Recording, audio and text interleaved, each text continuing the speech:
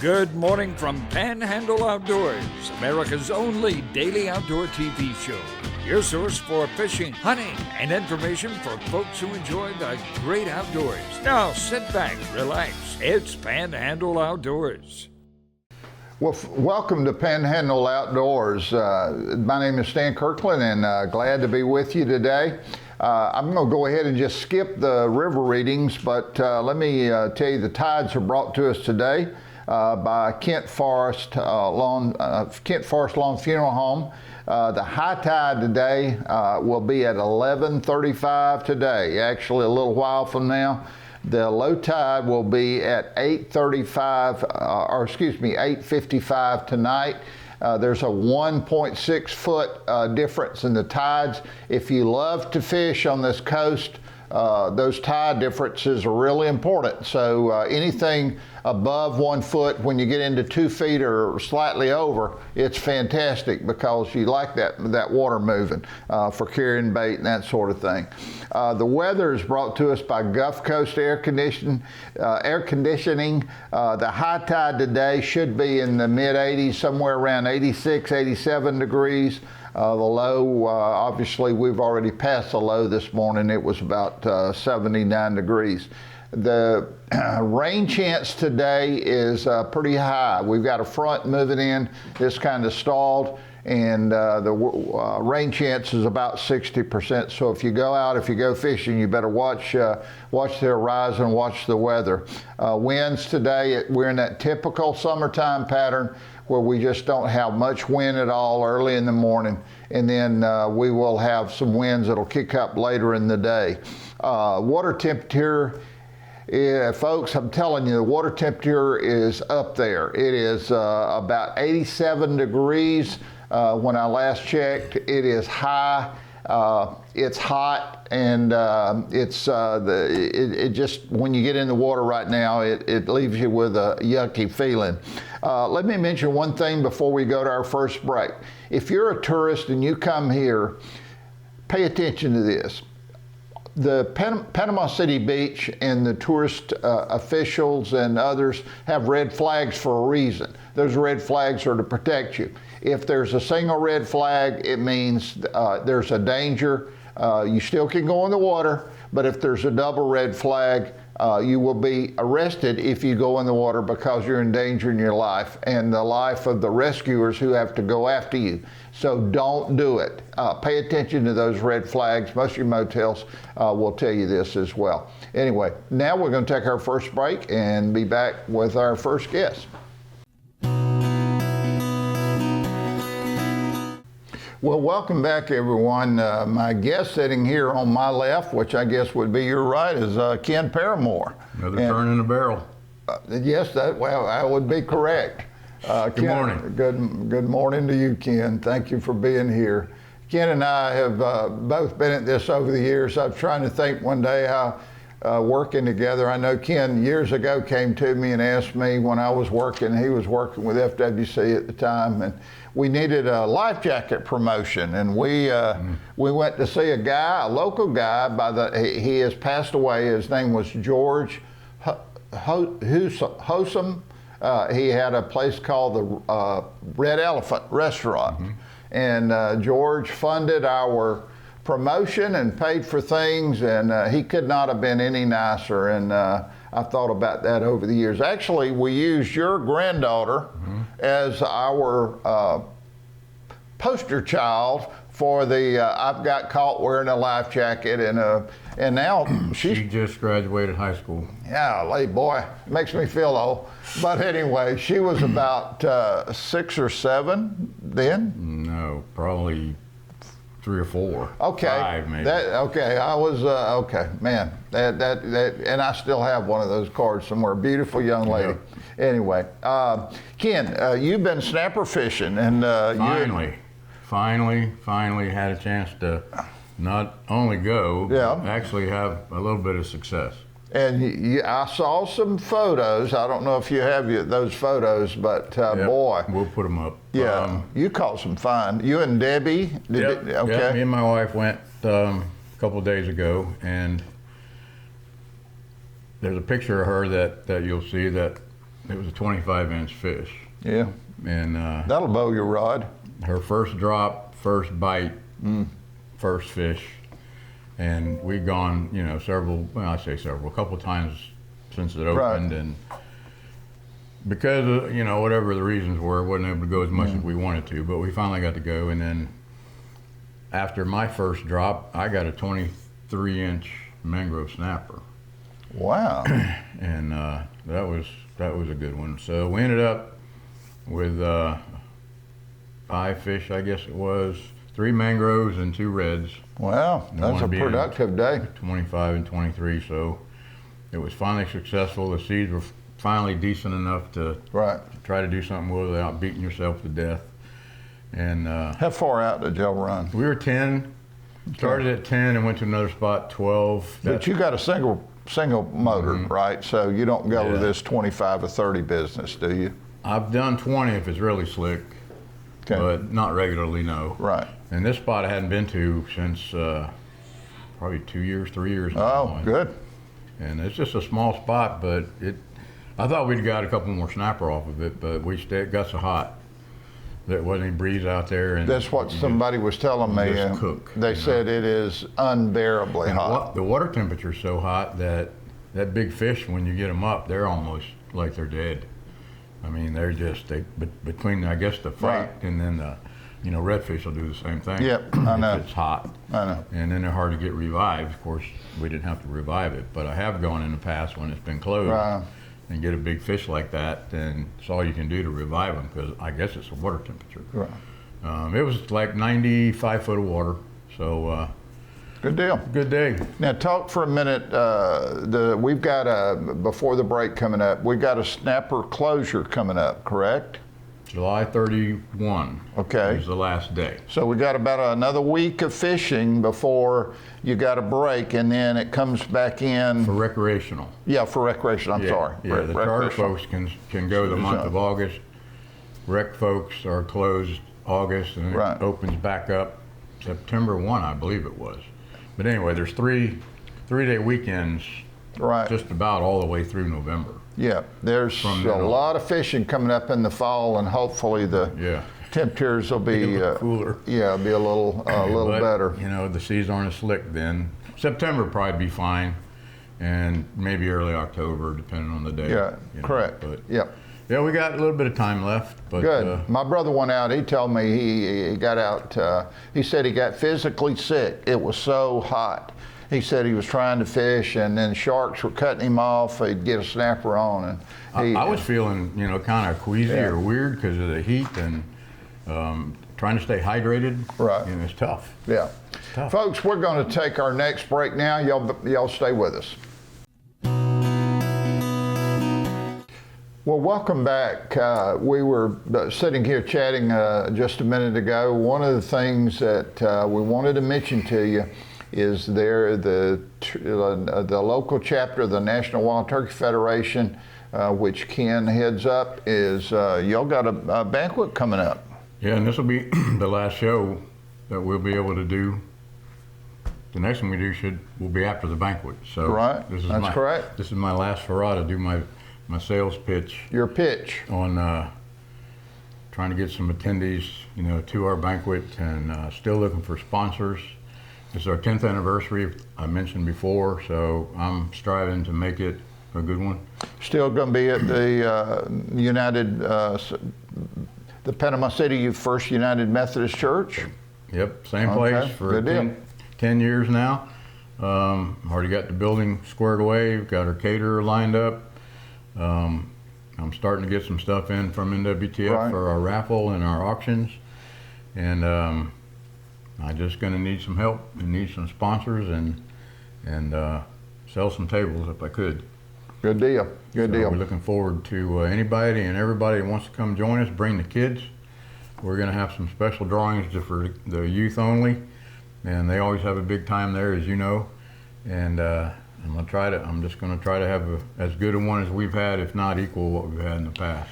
One thing about the local banquet, as well as banquets across the country for the NWTF, the money that is taken in is largely spent just, one, to have the banquet. Number two, the money goes to the National Wild Turkey Federation for a host of projects. And Ken, I think you're prepared to talk about some of those. I am. But that money, there's a lot of organizations, without me getting into that siphon off a bunch of money and they spend it on all kind of nefarious stuff. And I am proud to say that's not what takes place with the NWTF. Anyway, Ken, how's that money? We talked several times about where our money goes, and we sat here and told about it. Right. And well, now I've got the 23-24 list that the board sits down and decides based on recommendations from the area biologist about habitat. And in looking at this list right quick, the Choctawhatchee River, Econfina, Point Washington, Blackwater, Choctawhatchee River, Blackwater, and Pine Log. There's 21 projects in the state that were approved last year for funding. Now, this is all public land. This is not private property. And I just mentioned almost half got to go to these management areas up here in the Panhandle on the 23-24 year. So, and the wild turkey permits goes to the program. But the super fund, they call it the Hunting Heritage Super Fund, that's the money comes from banquets. That's what it's called. Florida Forest Service and the Fish and Wildlife Foundation of Florida grants from the license plates of people who have the license plate with the deer on it. It's not a deer license plate, it's a conserved wildlife. Correct. So all that funding goes together, which funds all these projects. So it's a pretty complex deal, but right here alone, there was $20,000 spent in Econfina, or will be spent this year. One thing, if you'll notice, and it goes hand in hand with what's being done with the efforts by local chapters like this, Ken. If you'll notice around the country, well, not around the country, if you notice particularly in the South, with the exception of Florida, turkey populations have experienced a decline, generally. Oh yeah, some states it's huge. And in fact, a lot of states are having to cut back seasons. They're monkeying around with the starting dates. They're changing the bag limits and everything.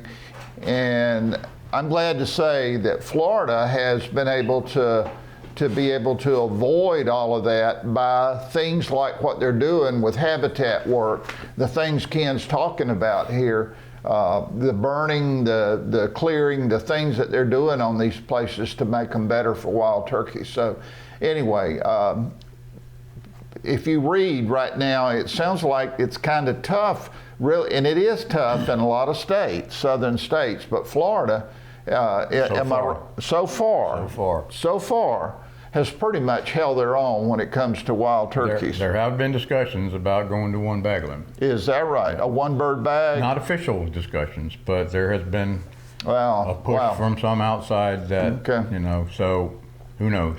Yeah, but anyway, we have one of the most conservative bags in the country at 2 birds. A lot of states, I know Tennessee up until a couple of years ago had a 5 bird bag, which I couldn't. I'm not beating up Tennessee. I just couldn't understand how you can allow a 5 bird bag. There were other states that had multiple birds. Alabama, I think they reduced it now. They to 3. They had 5 birds, and they've reduced their bag limit. So it's all that's all all changed. But Ken, good work. And if you're interested, you got a child. This is a non-alcoholic event. If you want to bring kids, it's a great event to bring them to. They get a chance to compete in some of the raffles or the events for. They've got things they give away. So we're going to try to have a big time. Yeah, good deal. Come see us. All right, and y'all remember that. Ken, before we get into other things, one of the things I was going to mention to you, and let me do this real briefly. The Supreme Court, I mentioned this on the air the other day, and the Supreme Court has just returned a decision, and it's not really favorable to fish and wildlife officers across the country. What they did was basically there's been a doctrine called the open field doctrine, where officers, fish and wildlife officers, had the opportunity to go onto private land if they felt like they needed to look for things that might be illegal, like turkey bait, for instance, or signs of animals being killed illegally. They may have heard something, didn't have a warrant, but they could go on there. According to the most recent decision by the U.S. Supreme Court, which dated back to 1924, they're saying now that officers no longer have that privilege to be able to go on. They have to have the landowner's permission, or they have to have a warrant to be able to go onto private property. I've always had that for the domicile, but that's a big change, and I know that states are going to be getting direction on that. You and I talked a little bit. I haven't heard that one. Well, it just came out recently in the last week or so from the Supreme Court. Let's go ahead and take our next break right now. Well, welcome back. Ken, I saw something yesterday. I watched it on YouTube, and I could not help but laugh. And we got to talk about this for a minute. There's a lot of stuff that goes on YouTube that you need to stay away from. But this was two officers, fish and wildlife officers, on patrol in Escambia County. They go under a bridge, and there is a pontoon boat with 18, I don't think anybody was younger than 18, but they were all graduates of Gulf Breeze High School. And when the officers in their patrol boat, after a long day on the water, come by this pontoon boat, the operator of the pontoon boat turns loose of the wheel and flips off the officers. He uses both hands, flips off the officers, and the officers, I don't even know if they had intended to stop the pontoon boat. That boat's getting stopped if I'm in the boat. They keep the camera on, they go back, and they pull this boat over. Okay? What do you think the first thing when they pull the boat over? Now, one of the officers, he said, "What was that about?" He says it very nicely. He didn't come in hot and ready to grab the guy by the collar. He said, "What was that about?" And the guy operating the boat said, "Oh, I didn't mean anything by it."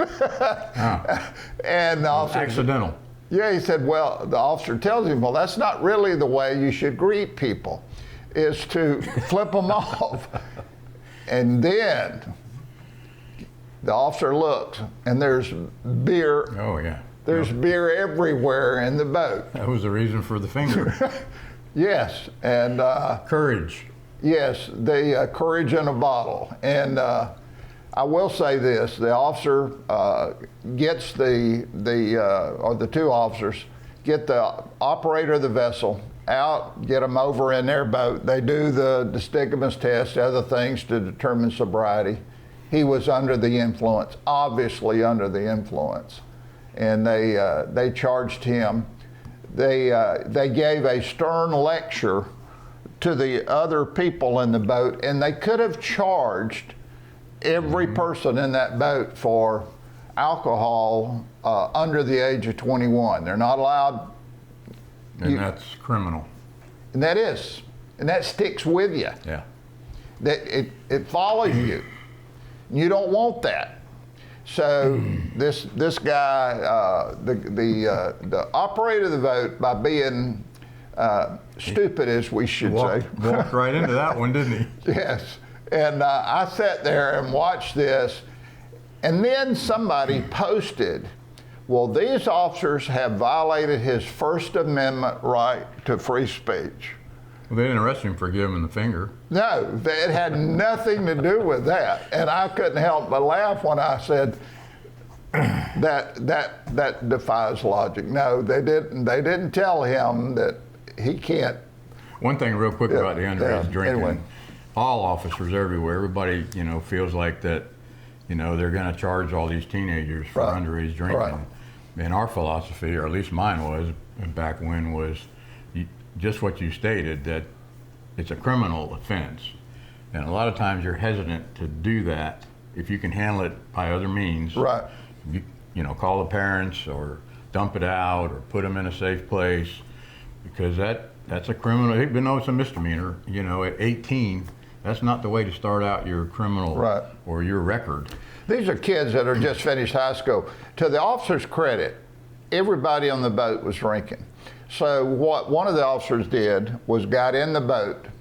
He said, listen, I'm going to get you guys back. We're not going to charge all of you, but he said, you can't do this. You're going to be charged.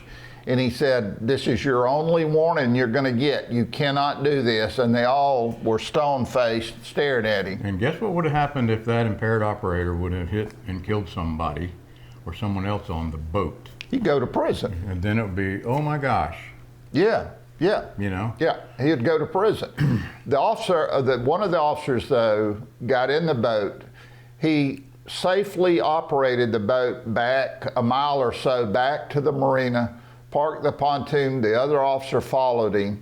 They got everybody off the boat. Another point, they could have towed the boat. They didn't have to drive the boat. Oh, they could very easily have called somebody to tow it, and then the expense would have been astronomical. Yeah, so anyway, my kudos to those guys, because that really was a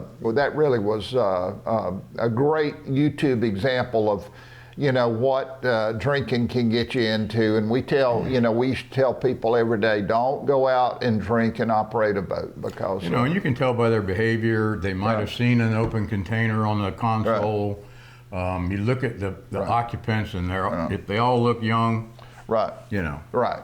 Well, it's just a classic example of what booze or alcohol can get you into on the water. Folks, listen, we have gone as far as we can go with this segment, so you tune in tomorrow and watch the show. See you in a month.